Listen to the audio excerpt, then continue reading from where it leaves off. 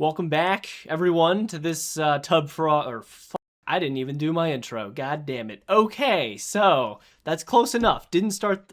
And I hit my damn microphone. All right. We're good. So yeah, welcome back to just the yapping session there. I just wanted to talk about what's going on in the NFL because you'd think that Super Bowl just ended, that things would be a little bit more relaxed, a bit more chill, but no. I mean, I don't know. Keon White got fucking shot. It's looking like Diggs is gonna go to jail. Maxx Crosby's about to leave our team, or is he? I don't know, but the main thing I want to talk about is I watched the Klint Kubiak press conference, and I just want to be a Raiders fan for a bit, because things are moderately exciting, but at the same time, I'm not naive enough or delusional enough, which also probably is a bad thing for my happiness, to actually put a ton of stock into this. But yeah, I watched the press conference, so I just wanted to talk a little bit about what I found, and again, just seeing the community's responses to stuff like that. So yes, man. So I was obviously super interested, or I guess intrigued, to see what was going to go on with Maxx Crosby. If you're not aware, let me just clue you in on what's going on. So the Maxx Crosby news has been, I don't want to say out of nowhere, but it's been... It's just interesting that now is the time that he wants to go, because this is the best our organization has, or the most hopeful our organization has been in fucking, maybe like 10 years. I don't know, man. I wasn't even hopeful for McDaniel. I was depressed when we decided to sign him. I wanted Jim Harbaugh so badly. But yeah, so the absolute point we are at right now is that Maxx Crosby has told Tom Brady that he wants to leave. And there has been a lot of conflicting reports since then, but it's pretty much confirmed that, I mean, posting stuff like this is never ideal. Take it from the A.J. Brown dictionary. Ships that wait for the perfect winds never sail. How fucking beautiful, man. Love to see that. But yeah, it seems like we pissed him off when we told him to sit down, or else we would have beaten the Giants. Probably wouldn't have, even if he did play. But the dude was injured. Like, he did get surgery immediately after. So I don't think it was unreasonable for us to tell him to stop playing. In terms of, like, tanking, that's nothing compared to what teams like the Jazz and the NBA are doing. But yeah, so that was the update as of, like, yesterday. We now get to today, where things are a bit conflicting. There's all sorts of, I mean, look at this, dude. These are two supposedly reliable sources. Maxx Crosby's not there. Maxx Crosby is there. From everything that I've seen and gone over, it seems like Maxx Crosby was there. There were not pictures of him that I have been able to find. However, Kubiak himself said that he had coffee with Maxx Crosby, so that's a good sign. This could just be a leverage play from Crosby. Similar thing happened with Myles Garrett, of course, last offseason. And yeah, Kubiak said himself, I want him to be part of the team. Mark Davis himself was like, yeah, of course I want to keep Maxx Crosby. So again, this might just be like his agent being like, just say it. Nothing bad that can happen. But I'm sure Maxx Crosby isn't happy. All I'm saying is this is like the peak of our fucking team in terms of hype in the last few seasons. So now isn't the time to leave, bro. Now is the time to see if we can actually pull this together for one more season. But in terms of takeaways, I took some notes from the actual press conference himself. And it's a lot of the same things. It's just, you can never put too much into press conferences if you've seen enough of them. It's just kind of like, they're like, you're just trying not to say the wrong thing and trying not to give the media anything to run with. Obviously, he can't say anything about Mendoza, because then they'll be like, it's confirmed, they're taking Mendoza, we lose our leverage for trades in the future. So he was pretty ambiguous with that.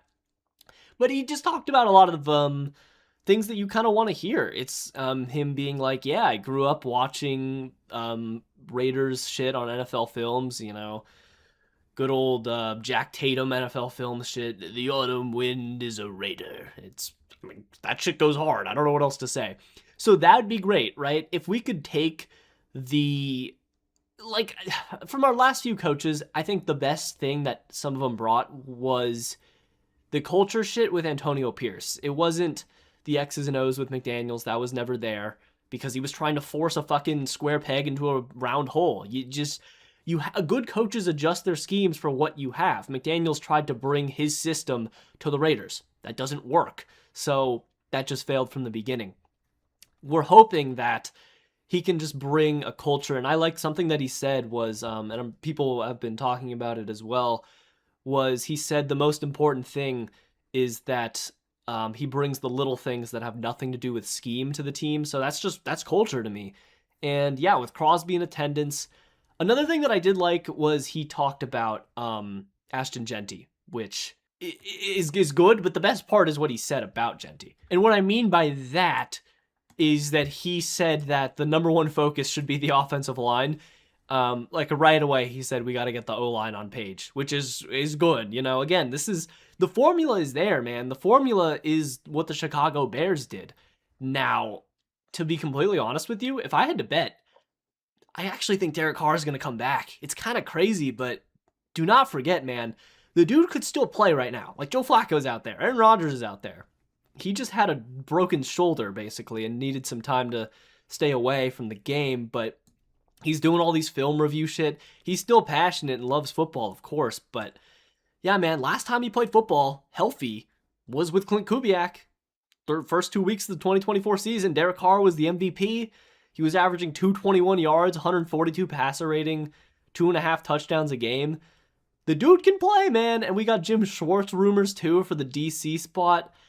I would love that, of course, but it's like, I don't know. With the personnel differences, it's going to be like, I don't know. Don't you think all of this together? Like, if we get Jim Schwartz, shouldn't Crosby be like, fuck, man.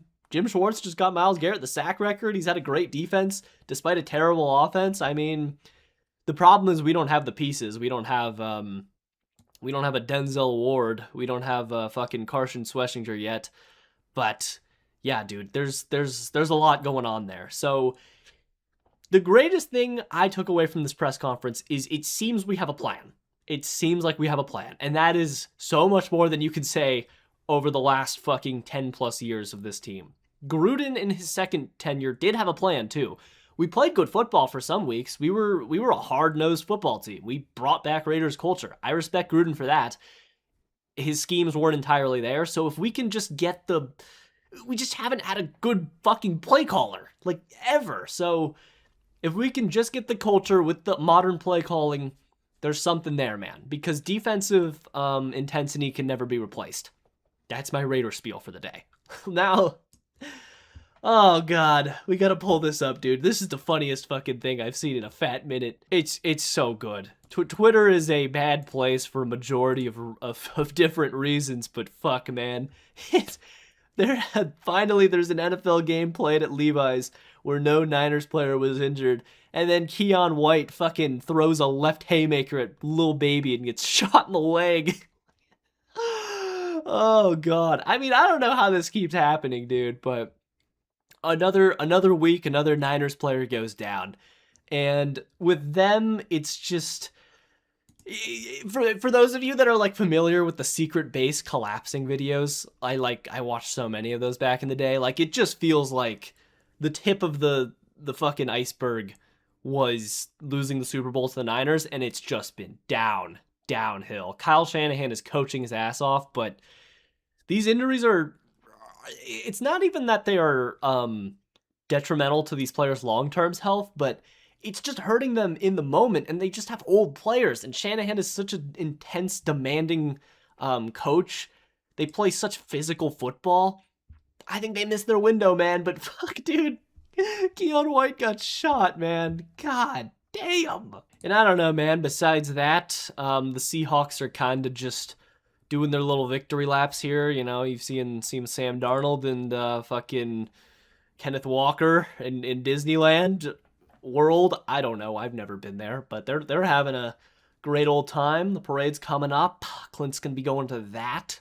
But yeah, man, it's the off season, dude. It's hitting for sure. But yeah, we'll see with the trades. We'll see with free agency. Things are gonna get a little interesting pretty soon here. But yeah, man, I don't know what else to say. I'm having a good time as a Raiders fan right now.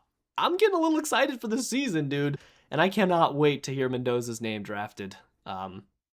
Assuming we do it. So yeah, it's kind of all I got for you. Just a little yapping sesh as always. I'm gonna keep these videos going during the off season. But yeah, thanks for tuning in. Peace.